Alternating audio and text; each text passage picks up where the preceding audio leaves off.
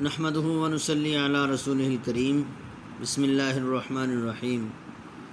عزیز طلبہ السلام علیکم ورحمۃ اللہ وبرکاتہ۔ آج کی اس ویڈیو کے اندر ہم حمد کے اگلے 3 اشعار کی تشریح پڑھیں گے۔ 4 اشعار کی تشریح ہو گئی تھی، اب ہم 5ویں شعر کی تشریح سے شروع کریں گے۔ دیکھیں 5واں شعر ہے، وہی ہے کائنات اور اس کی مخلوقات کا خالق، نباتات و جمادات اور حیوانات کا خالق۔ وہی ہے کائنات، کائنات دنیا کو کہتے ہیں، زمین اور آسمان مل کر یہ کائنات ہے۔ مخلوقات جس کو پیدا کیا جائے، خالق پیدا کرنے والے کو کہتے ہیں۔ نباتات پودوں کو کہتے ہیں، جمادات پہاڑ اور جو سخت چیزیں ہوتی ہیں پتھر وغیرہ ان کو کہتے ہیں۔ حیوانات ہر سانس لینے والی اور ہر بڑھنے والی چیز کو حیوانات کہتے ہیں۔ سانس لینے والی چیز کو حیوان کہتے ہیں جس کے اندر اللہ نے جان ڈالی ہوئی ہو۔ اس کا مفہوم یہ ہے کہ کائنات اور اس کی مخلوقات کا خالق وہی اللہ ہے۔ نباتات، جمادات اور حیوانات یعنی پہاڑوں، جنگلوں اور پھلوں پودوں اور حیوانات کا خالق بھی وہی اللہ ہے۔ اس شعر کے اندر حفیظ جلندری اللہ جل شانہ کی تعریف کو بیان کرتے ہوئے کہتے ہیں کہ وہی اللہ ہے جس نے اس کائنات کو پیدا کیا۔ قرآن کریم کے اندر آتا ہے کہ اللہ جل شانہ نے زمین و آسمان کو 6 دنوں میں تخلیق فرمایا۔ کتنے دنوں میں؟ 6 دنوں میں اللہ نے زمین و آسمان کو بنایا، اور پھر زمین و آسمان کو بنا کر زمین کے اوپر اللہ نے پیڑ یعنی درخت، پودے اور انسان کی ضرورت کی تمام چیزوں کو پیدا کیا۔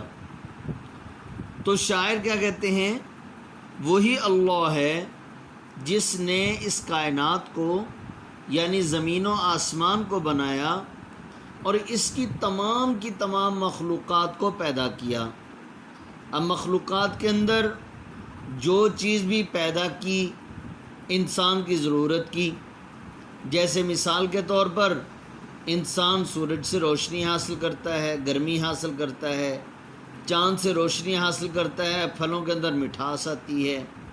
اسی طرح جو ہے انسان جو ہے وہ زمین سے فائدہ حاصل کرتا ہے، پیڑ پودوں سے فائدہ حاصل کرتا ہے، پھلوں اور پھولوں سے فائدہ حاصل کرتا ہے۔ اسی طرح کیڑے مکوڑوں کو اللہ نے پیدا کیا، جنات ہیں، فرشتے ہیں۔ ان تمام چیزوں کو کس نے پیدا کیا؟ ایک اللہ نے پیدا کیا۔ اور اس کی تمام مخلوقات جو میں نے ابھی بیان کی ہیں ان کو بھی اللہ نے پیدا کیا۔ نباتات جتنے بھی پودے ہیں، جیسا کہ پہلے بھی ایک ویڈیو کے اندر میں نے بتایا کہ جتنے بھی پودے ہیں، اب پودے کے اعتبار سے ہونا یہ چاہیے تھا کہ اگر آم کا پودا ہے، آم کا درخت ہے، آم کا پودا لگانا ہے، اس کا رنگ اور ہونا چاہیے، اور کوئی اور پھل کا لگانا ہے اس کا رنگ اور ہونا چاہیے۔ جبکہ اللہ نے ایک ہی زمین کے اندر ہوتے ہوئے ظاہری طور پر آثار کوئی نہیں ہیں، سبز رنگ ہونے کے، پیلا رنگ ہونے کے، سرخ رنگ ہونے کے، نیلا رنگ ہونے کے، اورنج رنگ ہونے کے، لیکن اللہ نے ان تمام چیزوں کو اپنی قدرت سے پیدا کیا۔ تمام پودوں کو پیدا کیا، ان سے متعلقہ چیزیں، مثلا پھل ہے، لکڑی ہے، اسی طرح اس کی شاخیں ہیں، ان کے اندر پانی کیسے چلتا ہے۔ اب ان تمام چیزوں کو پیدا کرنے والا وہی اللہ ہے۔ پھر پہاڑوں کو بھی پیدا کیا، جیسے اللہ جل شانہ قرآن پاک کے اندر فرماتے ہیں الم نجعل الارض مہادا، زمین کو بچھونا بنایا، والجبال اوتادا، اور پہاڑوں کو میخوں کی طرح گاڑ دیا۔ یہ کس نے کیا بھائی؟ یہ اللہ نے کیا۔ اور حیوانات کو جیسا کہ تذکرہ ہو چکا، جتنے بھی کیڑے مکوڑے، حشرات اور تمام چیزیں، ان کو اور ان کا رزق کا انتظام کرنے والا وہی اللہ ہے۔ جیسا کہ شاعر کہتا ہے ازل سے پہلے ابد سے آگے وہی کھڑا ہے، وہی کھڑا تھا، وہ نور کامل، وہ نور کل ہے، وہ ماہ کامل جو جنگلوں میں مجھے ملا تھا۔ جی اگلا شعر دیکھیں، وہی خالق ہے دل کا اور دل کے نیک ارادوں کا، وہی مالک ہمارا اور ہمارے باپ دادوں کا۔ شاعر کہتے ہیں جس طرح اللہ نے تمام کی تمام چیزوں کو پیدا کیا، زمین و آسمان، سورج چاند ستارے، پیڑ پودے، پھل پھول درخت وغیرہ، ان تمام چیزوں کو اللہ نے انسان کی ضرورت کے لیے پیدا کیا ہے، اور ہمارے دلوں کو اور ہمارے وجود کو یعنی انسان کو بھی اللہ نے پیدا کیا۔ وہی خالق ہے دل کا اور دل کے نیک ارادوں کا۔ ہم نے کیا کرنا ہے، انسان نے آنے والے وقت میں کتنے سالوں بعد کیا کرنا ہے، اس کا علم صرف اللہ ہی کو ہے۔ وہی ہمارے دل کے اندر ارادے کو پیدا کرتا ہے اور وہی ہمارے دل کے ارادوں کو جاننے والا ہے، چاہے وہ ارادے اچھے ہیں یا برے ہیں، ہمارے دلوں کے ارادوں کا مالک وہی ہے۔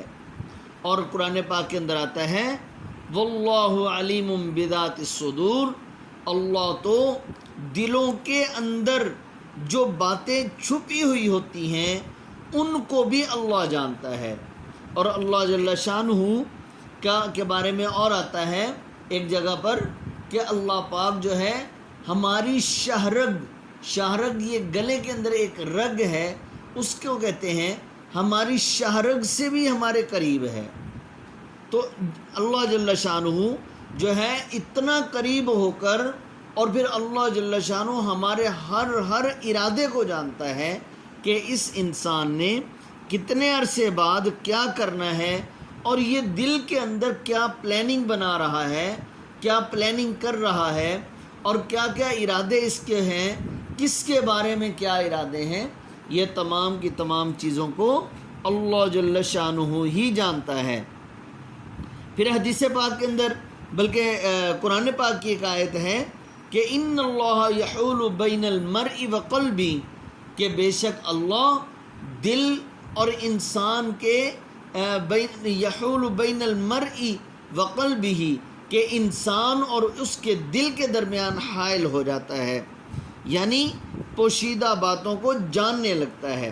تو شاعر اس کے بارے میں کیا کہتے ہیں، وہی محرم راز تو بہت ہیں امیر، محرم راز تو بہت ہیں امیر، جس کو کہتے ہیں رازداں تو ہے۔ محرم راز جاننے والے، ہم کسی کو راز بتا دیں، کسی کو بتا دیا، 2 کو بتایا، 3 کو بتایا، تو جاننے والے تو بہت ہیں، لیکن جس کو کہتے ہیں رازداں تو ہے، کہ رازداں یعنی بالکل باریک سے باریک بات کو جاننے والا بھی وہی اللہ ہے، وہی مالک ہمارا اور ہمارے باپ دادوں کا۔ تو شاعر جو ہے ہمارے اس مصرے کے اندر یہ بیان کر رہے ہیں، دوسرے مصرے میں ہمیں اور ہمارے باپ دادوں کو، یعنی اوپر جتنی بھی اوپر ہماری لڑی چلتی ہے حضرت آدم علیہ السلام تک، ان سب کو اللہ جل شانہ ہی بنانے والا ہے اور ہماری نسلوں کو چلانے والا ہے۔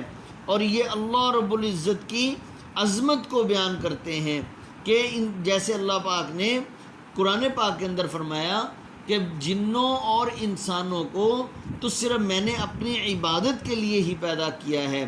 اس لیے اصل میں شاعر اس شعر کے اندر ہمیں ایک پیغام دینا چاہ رہے ہیں کہ وہ اللہ ہمارے دل کا بھی خالق ہے، ہمارے دل کے نیک ارادوں کا بھی خالق ہے، ہمارا بھی خالق ہے، اور ہمارے باپ دادوں کا بھی خالق اور مالک ہے، ہمیں اسی کی عبادت کرنی چاہیے، ہمیں کسی کے آگے سر نہیں جھکانا چاہیے۔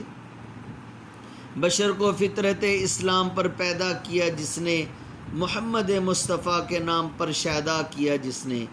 بشر انسان کو کہتے ہیں۔ فطرت اسلام، اسلام کی فطرت مطلب جو ہماری نیچر ہے۔ محمد مصطفیٰ کے نام پر شیدا، شیدا کا معنی قربان کیا۔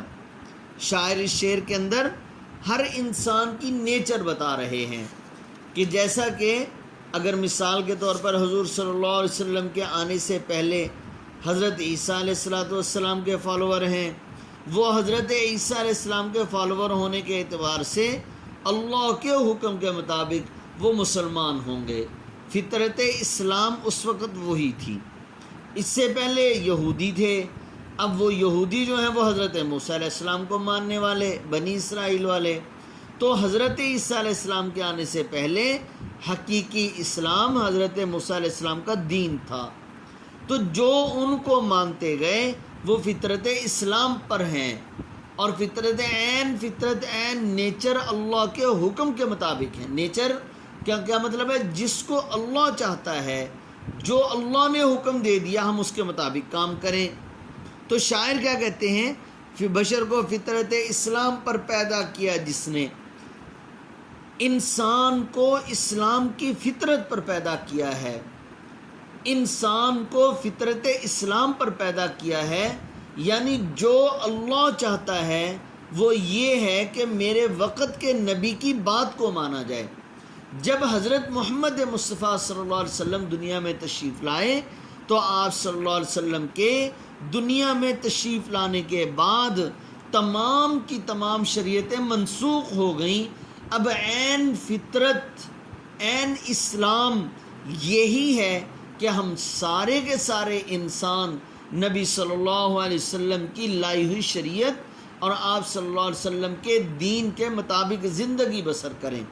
تو شاعر کہتے ہیں حضور صلی اللہ علیہ وسلم کی فطرت کے مطابق وہ یہ کہ بشر کو فطرت اسلام پر پیدا کیا جس نے، کہ انسان کو اللہ نے اسلام کی فطرت پر ہی پیدا کیا، جیسا کہ حدیث پاک کے اندر بھی آتا ہے کہ اللہ جل شانہ نے انسان کو فطرت اسلام پر پیدا کیا ہے، یعنی جو بچہ بھی پیدا ہوتا ہے اسلام پر ہی پیدا ہوتا ہے، اور بعد میں اس کے والدین اس کو ینصرانہ او یمجسانہ او یحودانہ، کہ اس کے والدین اس کو نصرانی بنا دیتے ہیں، عیسائی بنا دیتے ہیں، اس کے والدین اس کو مجوسی آگ کے پجاری بنا دیتے ہیں، اس کے والدین ہی اس کو یہودی بنا دیتے ہیں۔ اور اللہ جل شانہ نے بھی قرآن پاک کے اندر فرمایا ان الدین عند اللہ الاسلام، کہ بے شک اللہ کے نزدیک جو پسندیدہ دین ہے وہ اسلام ہی ہے۔ اور ایک اور جگہ پر اللہ پاک نے فرمایا وَمَن يَبْتَغِ غَيْرَ الْإِسْلَامِ دِينًا فَلَن يُقْبَلَ مِنْهُ، کہ جو اسلام سے ہٹ کر کوئی اور مذہب لائے گا وہ ہرگز قبول نہیں کیا جائے گا۔ اور پھر اس سے بڑھ کر احسان کیا کیا؟